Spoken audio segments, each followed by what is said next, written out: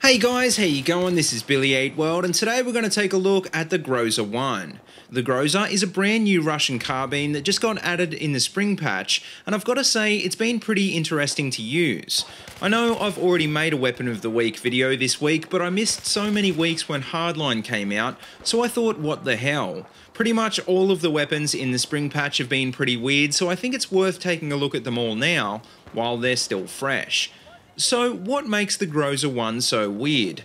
Well, it actually has its own unique damage model which puts it somewhere in between the Ace-52 and everything else. It's got a max damage of 30 and a minimum damage of 16.7, which along with a rate of fire of 725 RPM gives it the fastest time to kill in the category. It's also unique in that it has an integrated compensator and vertical grip, which unfortunately you can't take off. I think for this reason it gets a thumbs up for being unique, but as for how effective it is in game, well, I think that's a bit more debatable. In terms of accuracy, well, the GROZA is a bullpup design, meaning that it has a slightly better moving ADS at the expense of a slightly worse standing ADS.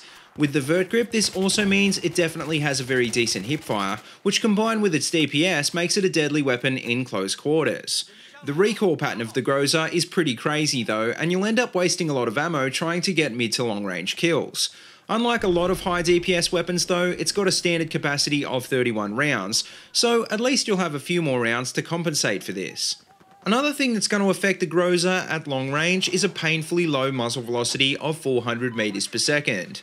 This isn't really that unusual in the carbine category, but I think probably the biggest problem with this is that you don't have the option of using a suppressor. Close range weapons in BF4 almost universally do better with a suppressor because it helps you to stop nearby enemies from sneaking up behind you.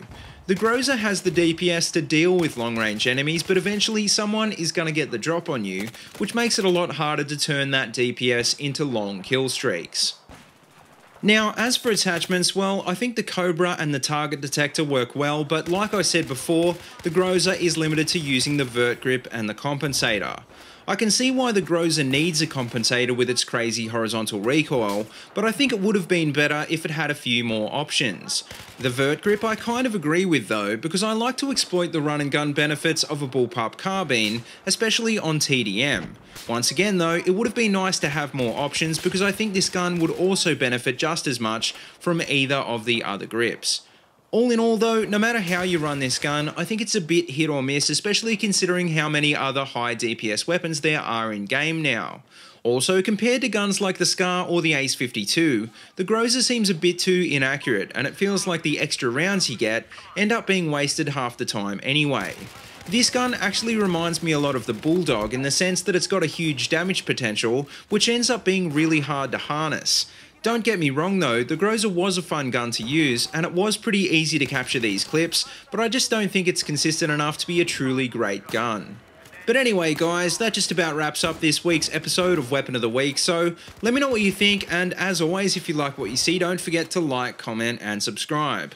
Also, check out the links in the description below if you want to see more of my videos, or if you'd like to support my channel on Patreon, and until next time, see you later, and have a good one.